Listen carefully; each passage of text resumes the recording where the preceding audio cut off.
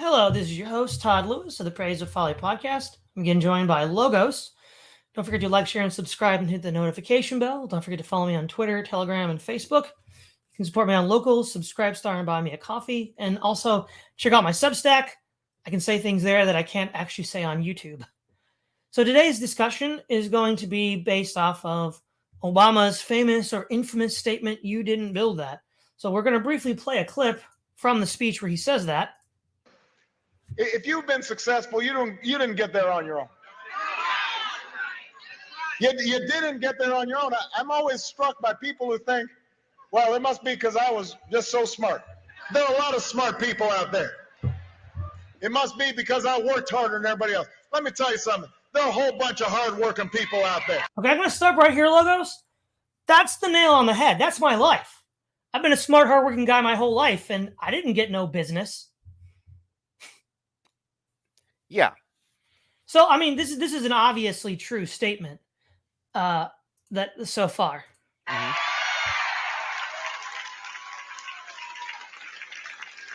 If you were successful, somebody along the line gave you some help. There was a great teacher somewhere in your life. Somebody helped to create this unbelievable American system that we had that allowed you to thrive. Somebody invested in roads and bridges. If you got a business, that you didn't build that. Somebody else made that happen. All right. So the interesting thing here, there's actually a lot to unpack. So we will do this. But I think the funny thing here is, right, obviously there's a lot of seething and ringing in 2012. And back in 2012, I was still a libertarian, so I was seething and ringing too. But Obama won in 2012. So it was kind of like a double in your face whammy, right? One, he dissed all these middle class business type people and still won the election. But let's start with the beginning. You know, the idea that these people worked really hard and were really smart and somehow got to the top or got to where they were at. I suppose some people were really smart, but I mean, I know a lot of these middle petite bourgeoisie types. They're not actually really smart. I mean, and sometimes you wonder if even the big boys are smart. The real issue is, and this is something Obama won't say either, is the entire economy is rigged. You can read Frederick C. Howe's Confessions of a Monopolist, where reading just from the preface, he says, this is the story of something for nothing, of making the other fellow pay. This making the other fellow pay of getting something for nothing explains the lust for franchises, mining rights, tariff privileges, railway control, tax evasion. All of these things mean monopoly, and all monopoly is bottomed on legislation. So the haute bourgeoisie, the people at the top, the Fortune 500 companies, the Bill Gates and the Steve Jobs of the world, they make the whole country work for them. So, of course, they make a ton of money. The middle class businessmen see that the system is in place. They didn't make it, but they preserve it and they compete within it. Now, they lose with relationship to the haute bourgeoisie. They always do because they're not ones running the game. But they appear to be winning vis-a-vis the rest of us that don't get that far. And so what they're going to tell you is, oh, I got this way with my own hard work, thrift, and industry. No, you got this way because you figured out how to hack a rigged game. That's what happened. And that just needs to be stated right out front. That's the entire backdrop to the U.S. economy. Logos. I agree with some of that. I think some of it is. I think we got to be careful with some of it, though. There is a part of the backlash to that statement which I'm going to, give some charity to. The only part I'm going to give charity to, because I thought Obama's speech was based the moment he gave it. Full disclosure of my bias here, but I got to push back a little bit on one part. If you do decide to take a big risk, quit your job, fill out a bunch of paperwork, get a bunch of loans together, and cobble together a business, and that business starts working and doing stuff, you put the time in, you put the energy in, you did, got together all the little physical capital, the trucks, the buildings, the stuff to make it happen. Nobody else put in that hard work to kind of put these things together to serve the people and do what you do. And so there is a real sense in which that speech Obama gave, you didn't build that, can be demeaning to people who did put the time and effort into getting those things together, to make it work. Um, Now, I think there's two extreme positions you can take on this one, right? One is what you're pointing out, the middle class people that kind of take the infrastructure for granted, the roads, the workers, the government, the social values in the society, all that stuff. They take it for granted, just assume it exists, and says, all I have to really account for in this whole dynamic is what I've built on top of the foundation. We can just assume the foundation is taken for granted. And if you want to point to them and say, well, no, you can't assume the foundation is taken for granted, as Obama kind of did, it's like, well, duh, it's like you can't do that. That's stupid. And the other extreme thing is to say that because there's so many interconnected parts of the system that that need, make this thing run and make this thing work, because you couldn't have done your business if any of these components fail. There's nothing to your business outside the fundamental social components. And I think that is also the extreme reading of the situation. I take kind of like a middle ground reading that's more on Obama's side than on the detractor side. But I think that first part just kind of goes with saying a little bit of charity here up front. Right. But the pushback that I'm going to give is it's basically just luck. It doesn't matter that they worked hard. There's plenty of people that work hard and have vision that, because for whatever reason society just chooses not to value what they do, could never have replicated that. Not because they actually weren't competent or able to do it, but they were never given the opportunity to do it. And even if they were given the opportunity, society just wouldn't value it. And so, for example, these guys that, responded, I watched some videos of people responding to the Obama statement. And they're like, well, I got all this business loan money to start a business. Well, how the frick did you do that? I don't know how to do that. Many of people in our positions, Logos, would love to know how to do that. And we don't. And of course, that's a well-guarded secret. They don't tell other people about that. They have these self-serving narratives about their life where, oh, I just found a bunch of money. I just found investors. How do you just find investors? I mean, if you're born in the right group of people who can set you up with that, then there you go. You see, Obama didn't really talk about that directly, but this idea that if you're born in a certain position, you have access to certain things that other people don't have, like the connections to get a business loan, like the connections within the broader business community to get people to help prop up your business. Because early on, when the business is starting, you're going to need people to help you, advertise for it, especially if you're one of those word of mouth businesses. And again, a lot of that is just luck. I mean, if you're born in the wrong, demographic, the wrong income bracket, it ain't going to happen. Yeah, that's true. I think I would distinguish between a couple of things. There's a difference between business loans and investors. So if you want like a small business loan or a grant, there are actually like state departments that exist fully to help people who want to start a business figure out what paperwork to fill out, where to go for loans, where to go for grants. There are public facing ways that everybody can kind of figure out how to do that if they want to put the time and effort into doing it. And I think that goes into the esotery that kind of bolsters this position, right? I put the time and effort into learning it, and people are complaining because they want something for nothing, basically, is how part of it goes. It's like, well, anybody could figure this out. They have full departments to do it, and blah, blah, blah, blah, blah. But the part you're talking about, which is the more informal side of lending, right? Oh, I got Donald Trump got a small loan of $1 million from his dad to start his business, sort of thing, right? I found investors, I found these, the informal social connections that you're talking about. That's a big deal, and that's again where I agree with you and Obama for sure. I was talking to. Oh, sorry, go ahead. Oh no, go ahead. I thought you were done. Go ahead. Oh no, like I was talking to my buddy, our mutual acquaintance Andrew Stratelites, and I was talking to him about one of my most radical leftist political agenda items all the way back to when I was a Bernie supporter. And that was basically that you have basically a Bureau of Information ran by the government whose whole job it was to figure out like who the untapped talent was, what their jobs were currently, if they can do better, and how to basically hook up people's skill sets with people that need skill sets, whether it's starting businesses, whatever. Like information is one of our biggest Achilles heels in being such a big, complex, centralized economy, and fixing it could make the whole thing run so much better. Right. But even to your first point about them doing the work to figure out how to file all these forms out, the problem is they intentionally lie to us. Like growing up, I grew up with these kinds of businessmen, And everything that they would tell us kids in school growing up or in like church or in social gatherings was all a lie and all obfuscation to make sure that we never found out how to do that. That's the problem. Like they know full well that they're misdirecting us so that we don't actually figure this out. Like, for example, how many people have complained when they graduated school, high school, whatever? They don't know how the world works. They never got taught finance. They never got taught how to do anything. They didn't get taught in school, and they certainly didn't get taught by what little remains of an informal social network.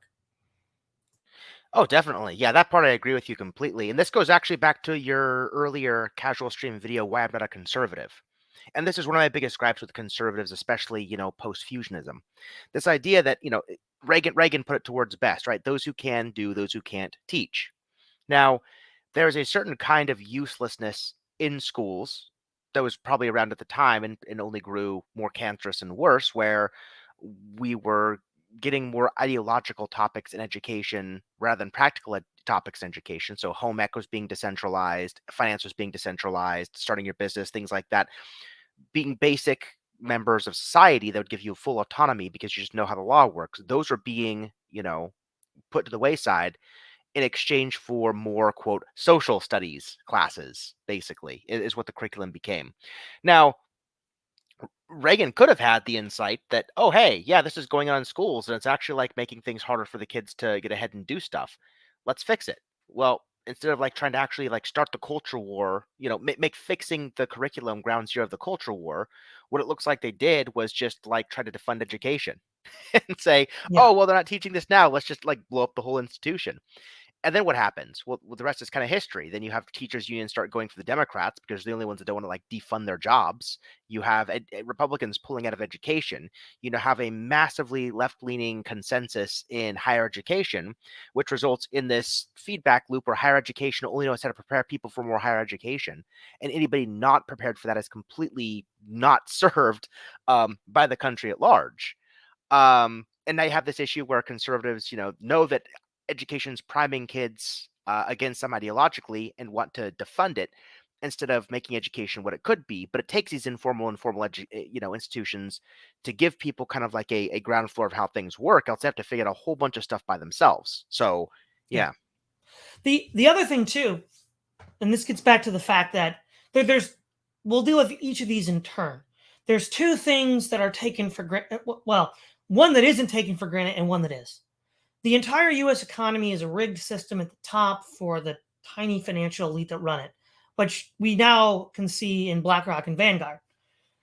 Prior to those see, basically what ended up happening is BlackRock and Vanguard is just formalizing what we already knew to be true, but it was just informal before then. Now it's formal. The other thing is, so these middle class petit bourgeoisie businessmen saw that structure and assumed it was just a part of reality, like, the tablets of stone off the mountain. And they just worked within that system. Now, there's a glass ceiling. You can't actually get into that top upper echelon, unless you want to sell out. I mean, you mentioned before MySpace Tom. Some guys can actually just come out of nowhere and get really big. But that hardly ever happens. If there's a glass ceiling for these people, they're part of the same elite group. And these middle class guys never get higher than middle class, well, because the game is rigged. But as Frederick C. Howe said, the idea is to make the other man work for you. Now, he seems to think that the small businessmen don't do this because they don't have political patronage. Well, at the local level, they do, and they use it all the time. The other thing that they do is they try to push the cost of everything onto everyone else. Whenever the government has some sort of mandate for, healthcare, for example, like Obama, the healthcare mandate for workers, they just cut full-time jobs. There you go. Or what they really do is an extremely scummy practice of having you work something like 78 hours a week, 2 hours short of full-time, under the table, and no union or government is going to come in and check on you to see if that's going on. And they get more or less totally, full-time labor from you without having to give you full-time wages and benefits. They also raise prices on services to the consumer. Their entire MO is to not have to pay. It's all about cutting costs, right? What's the best cost to cut? Labor. And so, no, everybody, that's just how the system works. Because it's a rigged system, the way it works is you make other people pay. And the middle class is just middling at doing it. Yeah, trying to figure out where I want to go with this first. I think what's interesting is instead of just talking about the glass ceiling and the economy being rigged, there are a couple of senses in which that could be the case, but there's an interesting sense in which I was talking with Andrew about this, and I think it might be illuminating. So we were talking about he went to Illinois recently, and he saw just like a whole bunch of restaurants like need help, need workers, need blah blah blah blah. Motels need maids, otherwise they can't do the service. Restaurants need waiters, else everything's delivery, so on. Why aren't these people getting jobs? He asked me because he knows I do a lot of economic stuff. And one of the things I'm thinking about recently, which sparked an interesting conversation, is how much of the economy and the game so far seems to be rigged around scale, right? Mass scale of consumers. So let's think about two different things. One, somebody starts a business, a local restaurant that just helps their nearby patrons, and maybe they have about 500 to 1,000 people that live nearby, would patron their restaurant not at the same time, but like that's their consumer base. They're done deal. Well, compare a similar restaurant, a similar situation, but now this restaurant makes a deal with the devil and they franchises. So now you can copy this restaurant all over the place. Each of those restaurants can get 1,000, 2,000, 10,000 patrons, depending on where they're located. And so now what you can have is you can have your business. You can take royalties and cuts off copies of your business serving people elsewhere because you've, in some sense, copied what you do to serve more people, even though there's no physical way you could have managed it yourself. Scale this up to the extreme, right? And what you have is you have an economy rigged for interfacing with as many consumers as possible. Why do athletes get paid more than teachers? Is it because we value athleticism more than teaching people? No. It's because our school teachers can only teach X amount of kids per week, whereas athletes broadcast their performances to whole stadiums full of people and millions upon millions of people who watch it on cable, the internet, and so on. Even if per consumer, the value is way, way lower than the value per student the teacher gets out of doing it, the fact that you've got so much more scale means by necessity that the athlete's getting paid way higher money. Performers, streamers, all these people made to broadcast everything out, they're the ones who are really maximizing the rigged game, and they kind of know it too. It's why in the past, when you ask kids, what do you want to do? Well, I want to be an astronaut. I want to be an engineer. I want to be a fireman, right? Now what do kids want to do? I want to be a streamer. I want to be a singer. I want to be an athlete. Yep. Why? Because they know to get ahead in a society that's becoming increasingly socially Darwinian, they need to, whether they know it explicitly or not, they need to gravitate toward fields where they can put themselves out there and scale their ability to interface with as many consumers as possible. And that's the real big sense in which the economy is rigged. And then to the sense in which you mean it, because you have to rig the economy that way, you need a sequence of middlemen to broadcast this interfacing and make sure that everybody's getting their cut. So you need publishers, you need sponsors, you need advertisers, you need all these different people taking all their different cuts of everything. And those type of people, because they have this kind of institutional control, take the up and coming people who want to broadcast themselves, and they get the kind of franchising cuts, so to speak. No, yeah, absolutely. Now, there's the point you brought up.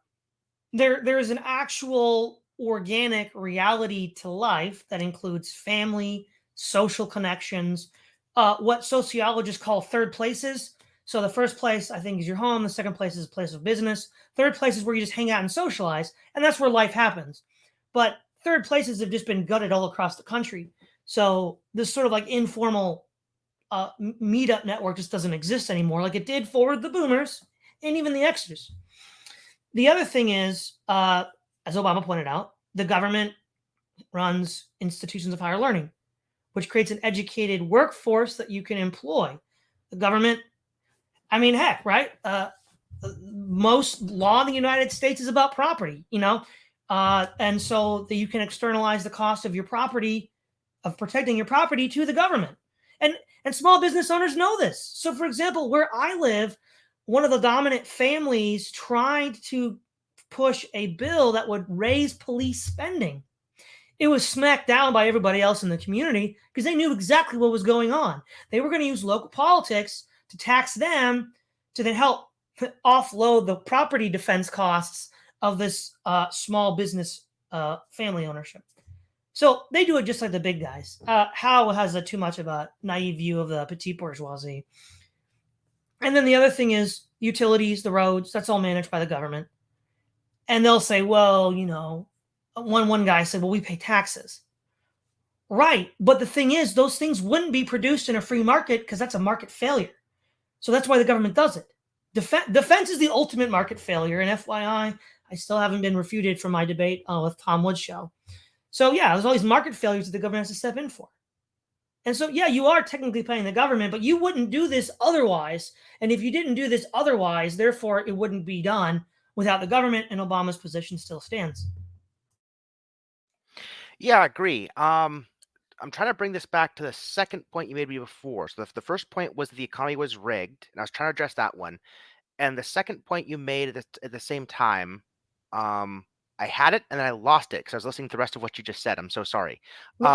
Well, I think the second point was just what you had said earlier, that there's all these informal, what we might call, all these other things that the government provides: education, provides roads, provides defense. You have, communities which provide networking opportunities. That's the second thing. Yeah. Okay, so here's the answer I was starting to say, and I had a train of thought going. Let me see if I can remember the rest of it when I start saying it. So I get into arguing with people about the student loan debate a lot online. Like, oh, we shouldn't need to pay student loans, blah blah blah blah blah. Screw these college kids. And my response, which I don't think has gotten a very good rebuttal as of yet, if any at all, is I think you can deal with student loans or the cost of tuition or something by taxing businesses that require secondary education to get the jobs. So if you want to be some office place where all you need to do is basic Microsoft Word, Excel, and to type basic emails to your job, and you have a bachelor's degree as like a requirement to be employed with you, you are making people waste a lot of time and money to get a bunch of skills they don't need to do your job. And you're offloading those costs like exclusively to the worker.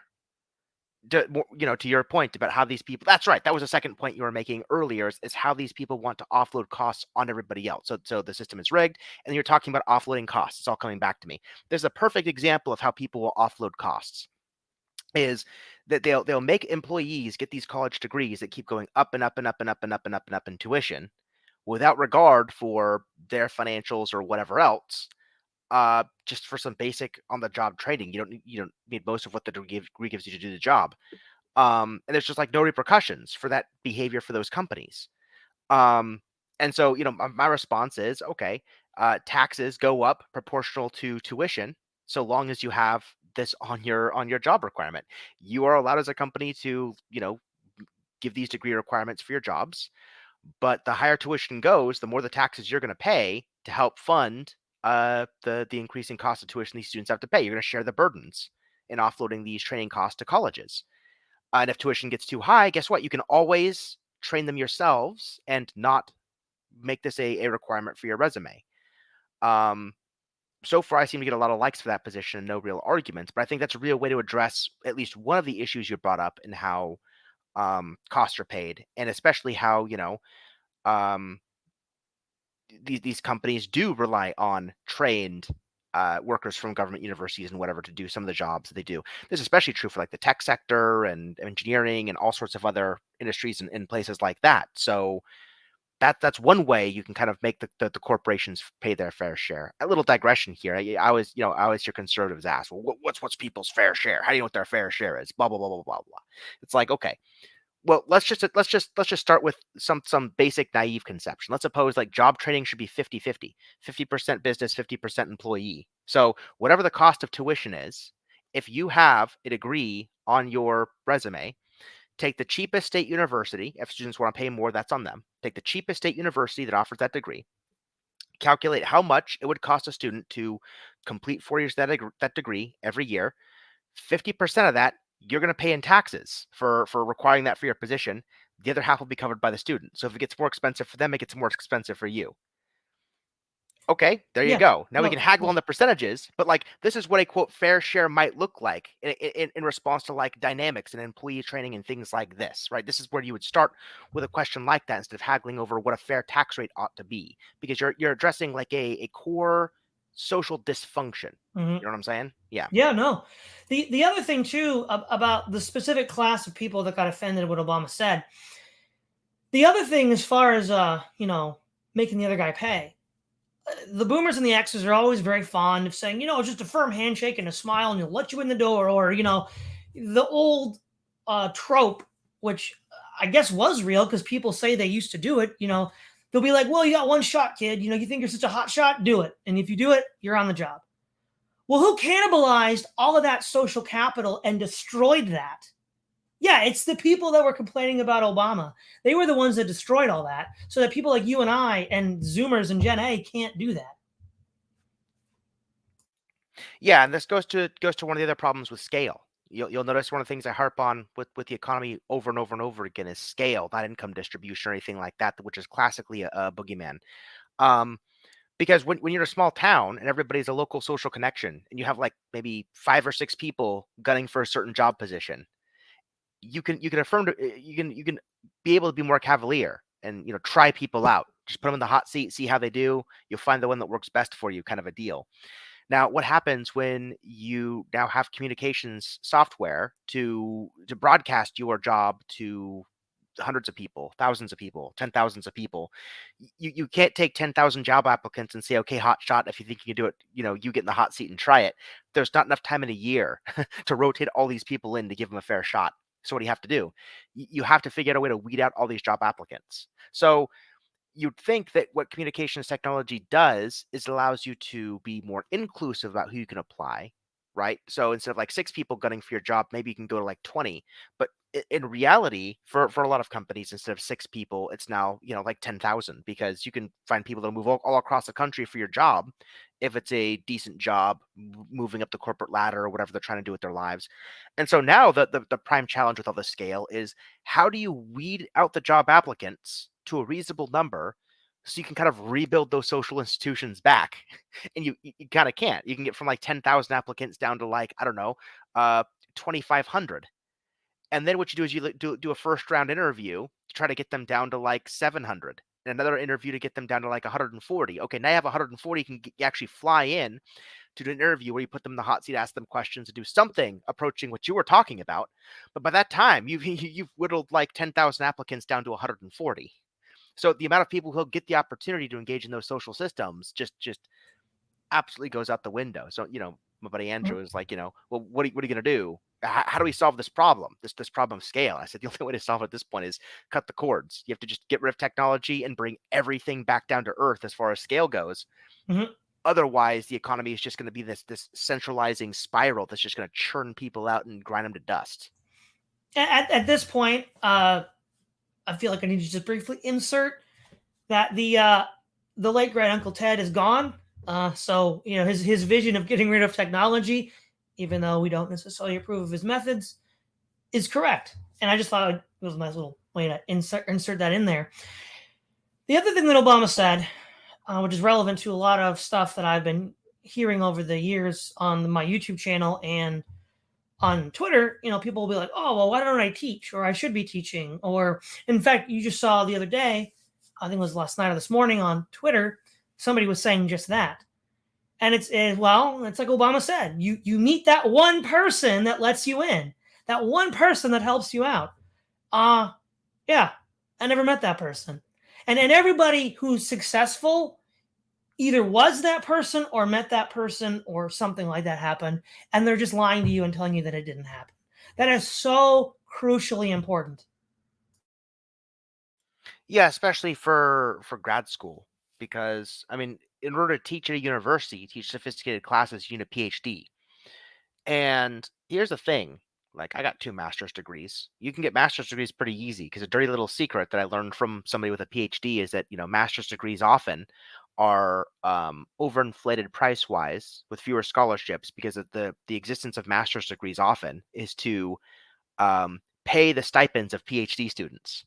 So really, it's PhD or bust. Well, how do you get to be a PhD? If they're going to pay you all this money, But basically, what is a PhD program? A PhD program is where they pay you a whole bunch of money to work and teach at the university, teach lower level stuff, do research, take classes. They'll pay you like a full time yearly salary to do it, mostly, maybe in some room and board. Um, and they're agree to pay you all this stuff up front. They don't know you from Adam. Um, and if your university is really good, you open a PhD program. Again, you'll have thousands and thousands and thousands of applicants from all over the world wanting this program. How do you get in? You have to get a letter of recommendation or multiple letters of recommendation. Some of these programs are exceptionally competitive. So if you don't know somebody who A, has clout within the system, and B, will vouch for you, it can be pretty difficult to kind of like make that next step up. Yes. This leads to another point, which is very similar to your point about signal boosting. The entire economy that we have is not based on actually being good at the job you're being hired for, because it's all about two things. The first one you already discussed, which was signal boosting, so having all the right people to sell you to the audience. The other thing is all of this, the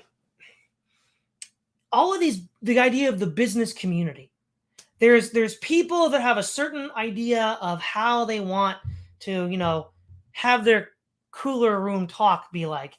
So there's all of this BS you have to do about bootlicking and finding the right little social games to play in order to get in. And it doesn't matter how good you are, if you don't have those skills, if you don't play those little social games, you're never getting in.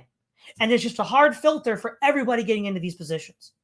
And so that's why nobody's qualified for these positions. It's because they're not there because they're good at what they do. They're there because they play these little social games.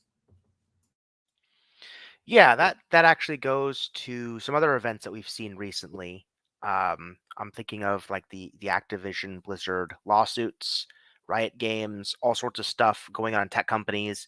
One of the things that's under attack by the left, and this is one of those unironically the woke is right memes that I see Dave post on Twitter a lot, for example. Um, One of the big things attacked by them is this idea of cultural fit in the workplace. This idea of cultural fit in the workplace is exactly what you're getting at, where the road to advancement, say you get a tech job, a game design job, whatever, if you want to get a promotion, advance within the company, it's less about metrics and performance at the end of the day, and it becomes more about being in with the bros. So if there's like a D&D night every other Wednesday, you want to be at that D&D night, not because it has anything to do with your job, but because Yes. you are going to have the ear and the mind and the thoughts of those people. So if they're looking for a bunch of promotions and they, two people in front of you, one you see every other Wednesday, cool dude, you play D&D with them, whatever, and one you've like never met from Adam, but they've got decent metrics, your mind is probably going to be biased in favor of the one that you like know and interact with, because life is a lot of informal social reactions. Now, the tough thing here is I don't think you're ever going to get rid of workplace cultural fit. You're just going to make it more informal and more underground the more you attack it. Well, hold on. Mhm. I don't think that's entirely true. I mean, you can't get rid of it completely, but Right. back. Okay, so this is what was weird for me, right? So if you look at history, and I'll just, for example, look at military history. Obviously, in both the U.S. and British militaries, there was what you call this workplace culture, but fundamentally, they wanted people that got the job done. So in the American Civil War, you had Stonewall Jackson, an eccentric by all standards, and he was never going to be general of the army, but he was he had an important position within the Confederate Army. Patton in World War II was notoriously antisocial, and yet he got the job done. And he was never going to be a Joint Chiefs of Staff, but he was going to be, if you wanted to kick Nazi ass all over France, you know who to put in charge. And the British in World War I had, wasn't it, Lawrence of Arabia, and then they had in World War II, Ord Wingate. So those were institutions that actually wanted to achieve real results, and they wanted the best people, and they tolerated these eccentrics. See, that's gone now. To a degree. So I'm trying to think of some examples. There were some generals in the Civil War. I want to say one of them was Grant, but you might correct me on this one. There was a general that got results, but nobody liked him. And basically Lincoln had to put his foot down and be like, no, I want him in a top position because he's getting results. Yeah, Even that was though, Grant. That was Grant. Yeah, even though he was kind of like ostracized by the rest of the generals.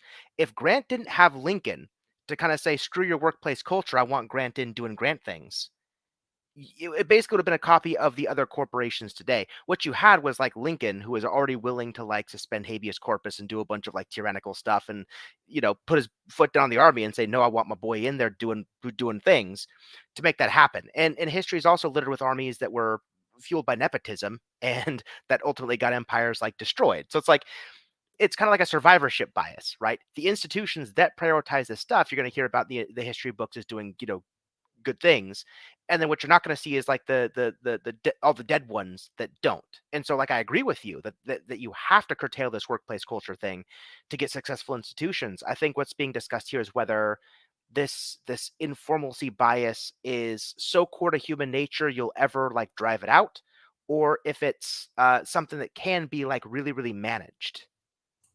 Well, yeah, I mean, I would lean more to the managing side.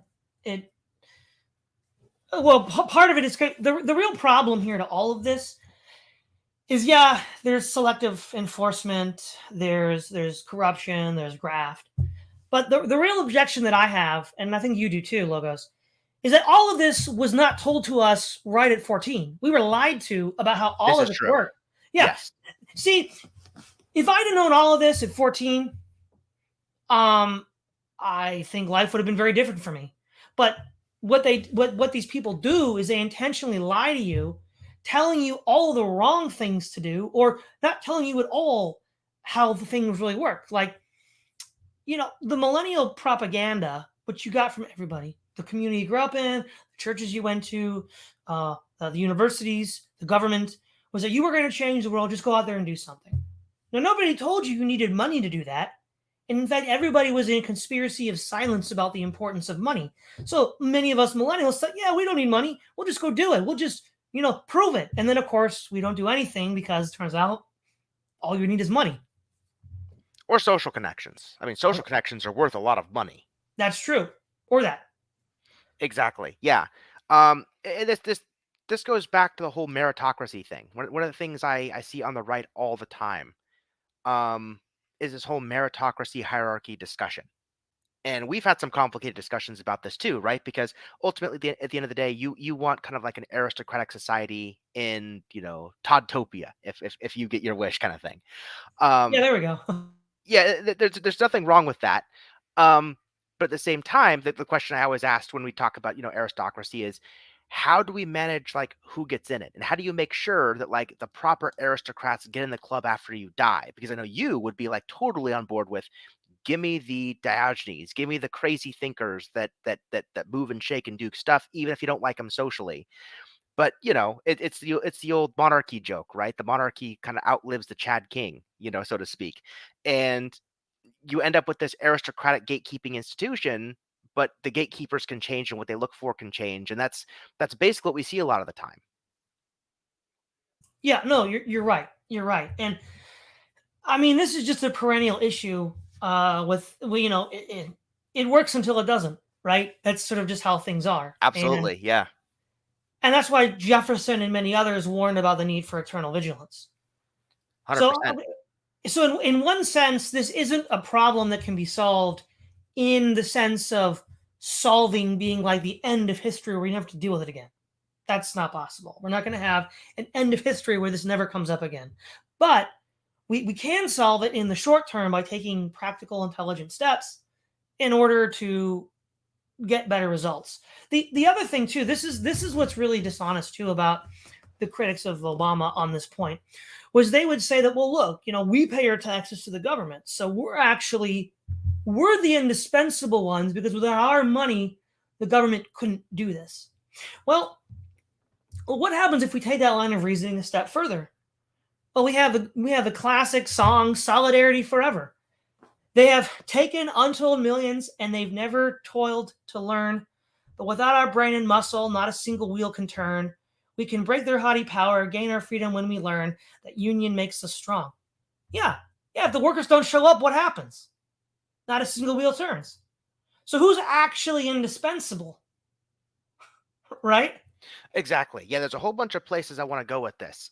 So to finish up what we were talking about just previously a second ago, um, shoot, now I lost my train of thought. Okay, sorry, there's a whole bunch of commotion that happened out my window, and then I lost it. So before we moved on to the song, what were you just saying? Try to But get. we're talking about how things last until they don't. There you And go. yeah. Yeah. Okay. Yeah, for me, it's less about eternal vigilance, and it's more about this observation that I've made, right? Because people on the right really defend meritocracy and they defend hierarchy, like Jordan Peterson, clean your room style stuff. It sounds good. It's a deepity. What it boils down to for me, I think, isn't necessarily some conscious gatekeepy, let's keep them out attitude. It's more informal and nefarious than that. It's really hard to have vigilance against because think of it like this. There's some kind of a social it that some people have. They walk into a room, they might not even know they have it. They don't know how they have it or what it is they have. They can just command a bunch of social attention. And they interact with people, and to them, it's just a Thursday. This is the way they always interact with people. Now, from the bias of being them, and it just being like naturally, it's natural for them to interact with people and draw attention. It's for me to do, say, like, I don't know, math stuff, because I'd like to do a lot of math stuff, those people aren't going to think there's anything to what they do. Well, it's easy. You can just go out and do it. Just go make friends, go socialize, go do whatever you do, right? So they operate in a system that kind of like implicitly benefits them because of the skills they have. They make the friends, they get all the stuff, right? And all these people who have these co-traits that kind of mingle with each other in the system all have this normalcy bias because they all have the trait. They don't even contemplate what it's like not to have the trait. And so it's not like they're trying to consciously gatekeep out people without the trait. It's more just like they keep like adding friends and biasing the friends that are kind of like them, that are like, in those tiers. And so when it's such a subtle process by which this happens, it's hard to have vigilance against it. It's like vigilance against what? From their perspective, there's no what to have vigilance against. And that's one of the most sinister things about it. It's kind of like conquest law, right? The one that says any institution that's not explicitly right wing will become explicitly left wing. It's kind of like this. Any institution that is not coded in some way to prefer I don't want to say antisocial because that makes you think of like vandals and like really awful people. Um, I would say non-social or socially perpendicular behavior. They're not like trying to hurt people, but they don't care. Any institution not coded to deal with those kind of people as a priority will implicitly become like a socialite club with its own little things. And to some degree, a lot of left-wing politics is that, right? We've talked all the time about how social justice stuff was made of shibboleths and all that kind of stuff. And so I just think of it as a generalization of conquest law to socialite behavior as opposed to just left-wing politics, which I think of in its bourgeois form as a subset of socialite behavior. Yeah. So, okay, I think I can explain my concern a little bit better. So, there's this in Deuteronomy 17 with the laws given to the king, we read this beginning in verse 20 or verse 19. And it shall be with him, the king, and he shall read it all the days of his life, that he may learn to fear the Lord God and be careful to observe all the words of this law and these statutes, that his heart may not be lifted above his brethren, that he may not turn aside from his commandments to the right or to the left, and that he may prolong his days in his kingdom, he and his children in the midst of Israel. The important thing to focus on here is be lifted above his brethren. This is what we're talking about. People that are lifted out of a certain geographic or social region and just forget everybody that they left and then cut them off. You're not supposed to do that. And in fact, everybody used to know this. I mean, classical history is replete with this, that yet factionalism is bad. It happens. People have cliques, you have tyrants, but everybody kind of knew that that's something we had to, as a society, work against for the sake of the common good. And that ideally you want rulers in the government who are themselves informed by the virtues to enforce the common good. And you get closer or further away depending on how well your society keeps up. This whole like informal social network rising above your peers, everybody knew about that in the past. They wrote about it. It's in moral philosophy, and it's a bad thing that can destroy society, and everybody's writing about it. We just pretend that it's not a thing now. Yeah, that's the real problem. We just pretend it's not a thing.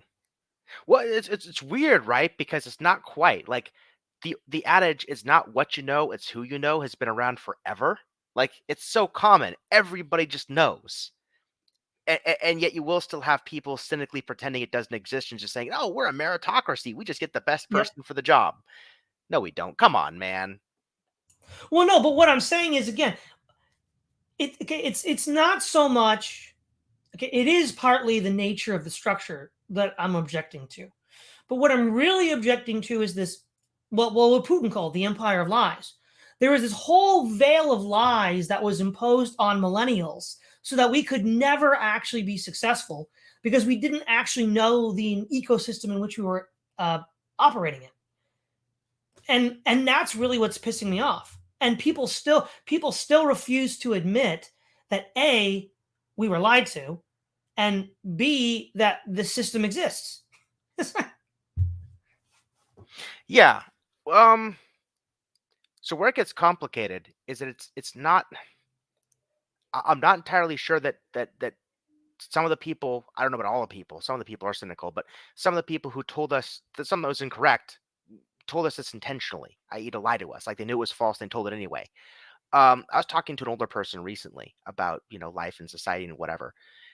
They honestly believed, like believed in their bones. They thought I was gaslighting them. Right? This wasn't a lie. What I was trying to explain to them how much mass immigration, the digital centralized economy and whatnot changed, like hiring relationships and whatnot.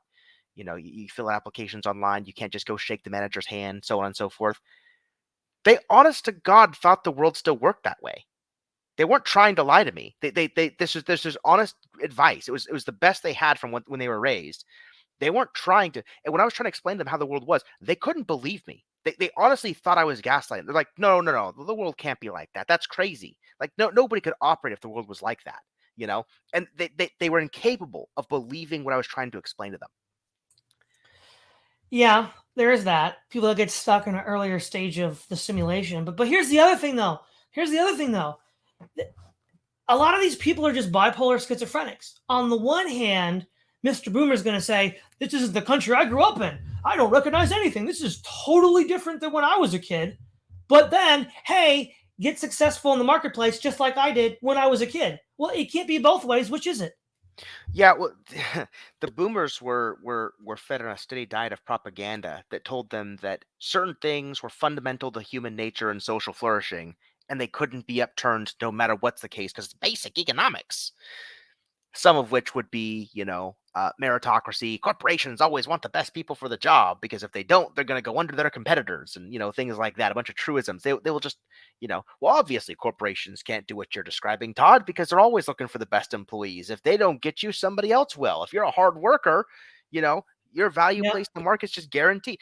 Like, it's not that they're intentionally lying. They can talk about all sorts of things culturally that change: music, aesthetics, clothing, buildings, things like that.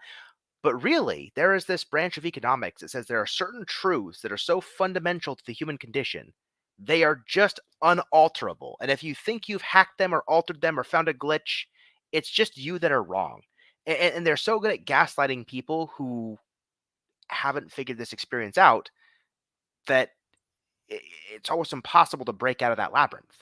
Well, that's what happened to me my whole life. People Yeah. were just saying that, well, you just didn't work hard enough, or you just didn't do this or didn't do that. I'm like, I did all these things, and it didn't yield the result.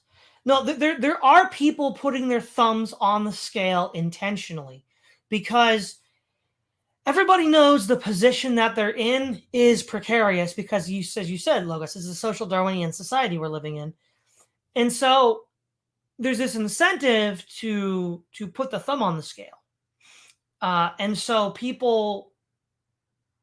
It may not even necessarily be an intentional thought. Right. It's something you do. Well, part of the thing is we don't call things what they are anymore. So, Yes. And that leads to a lot of intentional. See, it's intentional confusion. This whole web of lies, at some point, was intentionally imposed on us, and then people intentionally propped it up. Now, you do it long enough, and you just do it on autopilot, and you forget why you do it. Okay, but at some point, you made the decision. You knew what you did was a lie, and you justified it somehow, and then you forgot about it, and then you kept moving Definitely. Yeah, I think the people that were high up in the economy during this time that knew the massive immigration that happened in, say, the 80s and 90s that totally transformed our economy, they kind of knew the before and after. The only people I think that are innocent in all this are those people that were, say, getting it on the ground in the 80s, 90s, kind of working their way up, and they got up in the 2010s, and being on the ground floor was recent enough to them that they kind of remember what it's like for them, but they also kind of came up with all the immigration stuff transforming the economy. They have like a cognitive dissonance about how things would have, should have changed for these people with the new job market. They can't quite see it because it's paradoxically too recent for them, and also they've been kind of like embedded with the changes as they moved up the ladder, and they can't kind of put the two together. Yeah. Well, I want to get to the chat, so I'll just end by saying you didn't build that. So what do you final thoughts, Logos? Yeah, based Obama. Yeah, I know, unironically. Okay, so we have a super chat. K. Lewis for $2. Thank you. And my ex upper middle class get there by butt kissing. Yep. Yep. Mhm. All right. There's a couple of really good comments here. Oh, wait. At uni, I took a course on entrepreneurship. The academic teaching it had never started a business. It was like virgins teaching us on how to have sex. Wow. Wow. I mean, that's not necessarily an incorrect analogy, but wow. Now, this is good. K. Lewis, petite bourgeoisie are very hush-hush about how they earn their money. Yes. And they don't tell how much money they make either. Oh, and they lie all the time. They always act like they're hard up for cash. Oh, that's another thing we can get into real quick, too, now that he brought that up. Yeah. All these court cases about hiding the pay scales. Like, that's been a real big issue in corporations, is everybody keeping their pay secret from each other. And Yeah. it's a real big issue in corporations now because they're so desperate for new hires post-pandemic that they're giving massive starting bonuses to new employees, but they're not paying their old employees better. And the only way this is working is because nobody knows what anybody's paid. And so there's a massive legal battle trying to like basically get all of this like out in the open. Oh, I just love It to should see have been out in the open the whole time. It should have been. I mean, Absolutely. look, you don't get to run your own business and have, your suburban dream and not be making buttloads of money. And they'll go to great lengths to keep this lie going. They'll wear used clothes. They'll live kind of trashy so it looks like they're poor. I mean, it's a whole like theater project. We got another super chat. Let's go ahead and check this out. Paul Moosefoot for $9.99 US. Thank you. Shipping in. Always appreciated. Let's see. There's a few other good ones. Oh, where were we here?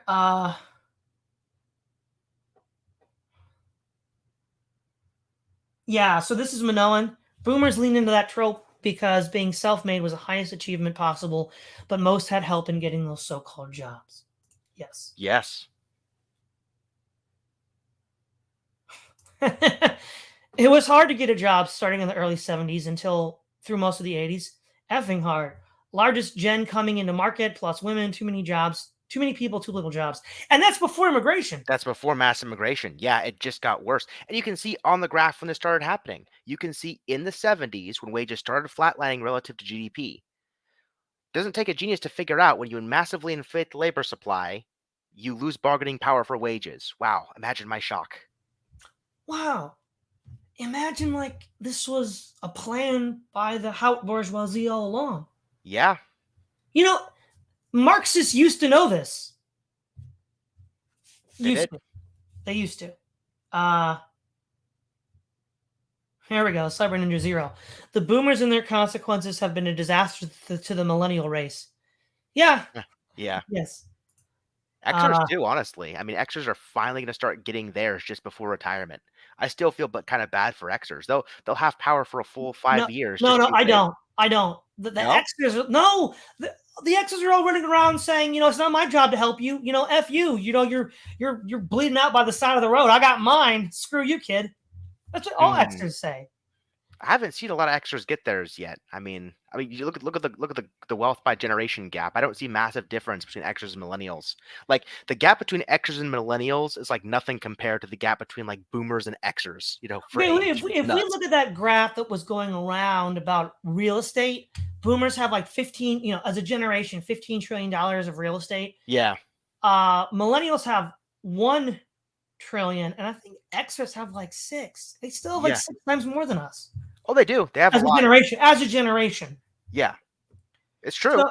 So no, these people are just as complicit. They could have paid it forward, right? Somebody has to break the chain. Let me give you an example from the Bible, right? So Abraham, Isaac, and Jacob all had a problem with lying, and that got them into trouble. Joseph finally just ate it and broke the cycle. He went to prison, and he got elevated to Pharaoh. Somebody's just going to have to grow up and break the cycle. Mm-hmm. And Xers didn't want to do it. So, let's see. What else we got? Oh, man, there's still a lot here.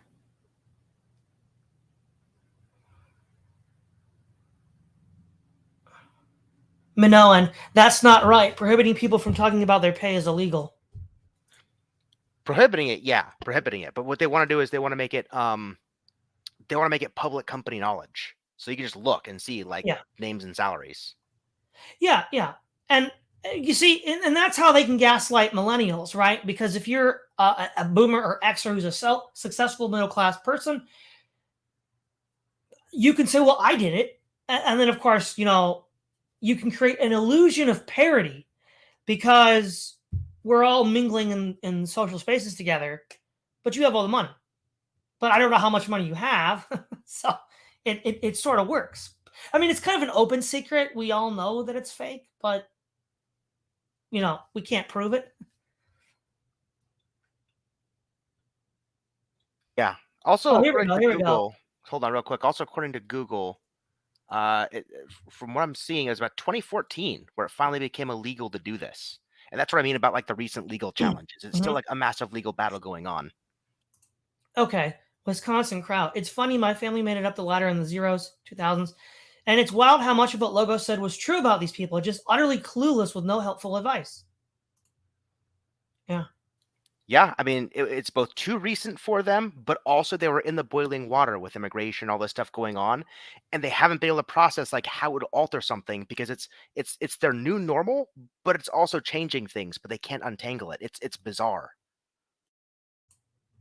Yeah. But Logos, like all of these people on the left used to know this. Labor unions were behind all the anti-immigration laws. Absolutely. Yeah. So dude, these people were old enough. So, for example, Pete Seeger was at Occupy Wall Street. He was old enough to be a part of the anti-immigration unions. Yeah. And what did he do? He sold out to open immigration. Like, screw these people. How did they know how the economy worked in the 30s and 40s and then just threw it all out? Exactly. Yep. It's ridiculous. Paul Moosefoot, sorry, bro, but your peers are villainous. Lol. Peers, I guess other millennials? Yeah, they kind of are. Oh, here we go. This is one of my Muslim fans. Just tuned in, Wakar Ali. Just tuned in, skimming the first half of the stream. The game is rigged, as you said, and I'm a religious, conscientious objector, i.e. taking the prohibition of not engaging in usury seriously. Based. Ban usury. Ban usury. Yeah, it's so bad. Paul Moosefoot, look, there was too few Gen X and their cohorts sort of goofed the last decade were given the reins. They'll never be given power, I agree. Guess that was with me. Minoan, nah, the Zoomers are going to hate millennials. Oh, that's the truth. That's the truth. Well, I mean, as a millennial, I grew up with them. I'll say that they deserve a lot of that hate. Mm-hmm. Oh, have you seen some of the stuff going on in Zoomer schools right now? Hold on a second. I got a super chat. Paul Moose for $4.99 US. Thank you. I mean Gen X. Oh, okay. Generation exploitation coined by Chuck Johnson. Oh, yeah. They're going to totally hate Gen X. Go ahead. Sorry. Yeah, have you been seeing some of the stuff going on in schools right now? I don't even know if we call the people in high school right now Gen Z still, because the generations are kind of fuzzy. But yeah, there's like a school in I want to say like Michigan or one of those states where the school is gonna like mandate students wear stuff for Pride Month, and a bunch of kids were like, "Screw you," and came and dressed the American flag, or dressed like red, white, and blue colors. Right. And I saw another one where like the kids were being shown this Pride video in all their classes, and like these kids were like, "Boo! Turn it off! Turn it off!" And the teacher's just like, you're gonna watch this, you're gonna go to Saturday school or whatever. Like, it's just really interesting how the cultural pendulum is just swinging faster and faster and faster. It's nuts. Yeah. Well, we had a lot of engagement from the chat today. That was good. And I think I'm done. Is there anything else you want to say, Logos? No, fun stream. Yeah, it's a great stream, guys. It's Todd Lewis to the Praise of Flight podcast signing off.